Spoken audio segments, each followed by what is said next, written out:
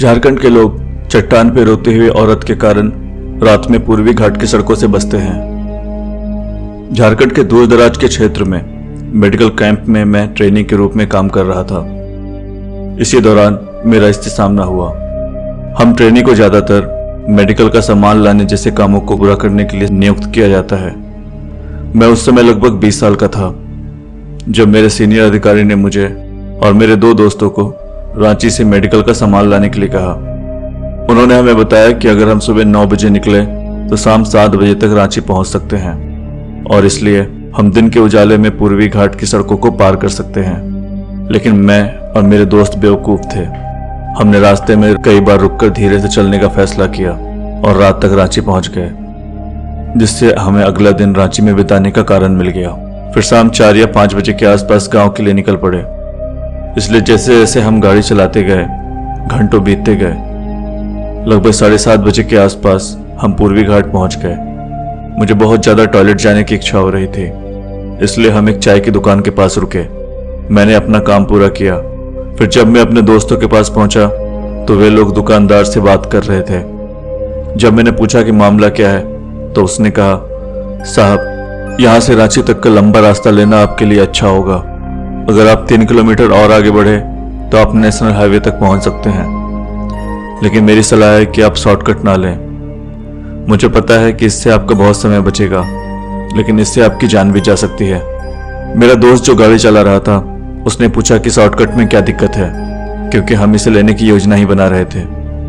जवाब में उसने कहा, अगर आप उस सड़क पर जाएंगे तो आपको लाल साड़ी में एक औरत चट्टान पर रोती हुई दिखाई देगी।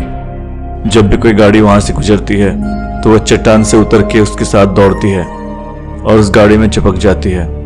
वह तब तक पीछा नहीं छोड़ती जब तक कम से कम एक की जान न ले ले। ऐसा कहा जाता है कि 1950 के दशक में एक शादी के जुलूस को कुछ डाकुओं ने अपहरण कर लिया था और उन्होंने उसमें मौजूद सभी लोगों को मार डाला और उस महिला के साथ बलात्कार किया। फिर उसे मरने के लिए चट्टान के नीचे फेंक दिया। वह उस वक्त जिंदा थी और खुद को बचाने की भीख मांग रही थी, लेकिन फिर भी वहां से गुजरने वाले गाड़ियों ने उसे अनदेखा कर दिया और उसे मरने छोड़ दिया। हम सब खूब हंसे और मजाक उड़ाया। उसने हमसे रिक्वेस्ट की, फिर उसने हार मान ली क्योंकि हम नहीं समझ सकते थे। काश हम उस समय उसकी बातें सुन लेते। इसलिए हमने उसकी सलाह को नजरअंदाज कर दिया और फिर भी शॉर्टकट ले लिया। कुछ समय तक, शायद 1 घंटे से ज्यादा समय हो चुका था, हमें कुछ भी सुनाई नहीं दे रहा था। हमने मान लिया कि वो पागल था, लेकिन फिर हमने कुछ सुना। एक औरत की दर्दनाक चीख।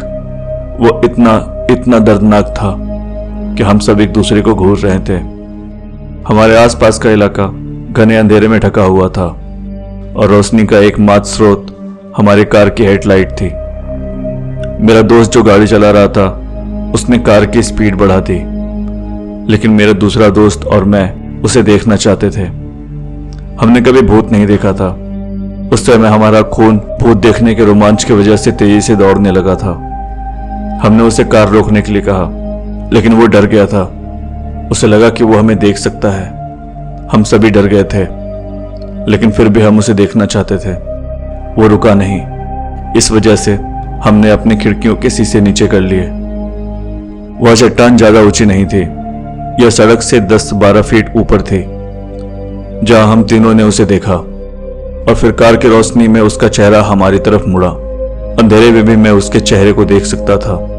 उसके चेहरे में जबड़ा नहीं था और उसकी एक आंख की पुतली बाहर लटकी हुई थी और गाल ऐसा लग रहा था जैसे उसे पत्थरों में घसीटा गया हो। उसने अपनी चीखें बंद कर दी और हमारी ओर देखने लगी। मेरे दोस्त ने मुझे खिड़की बंद करने के लिए मजबूर किया और ऐसा दिखावा किया कि जैसे हमने उसे नहीं देखा है, लेकिन उसने हमें पहले ही देख लिया था। हमारी कार की स्पीड से वो हमारे साथ दौड़ने लगी और कार के हुड में कूद गई। इससे मेरा दोस्त घबरा गया और उसने इतनी जोर से स्टीयरिंग घुमाई कि कार पलट गई और हम खाई में गिर पड़े। अगले दिन जब मैं उठा तो मैं एक सरकारी अस्पताल में था।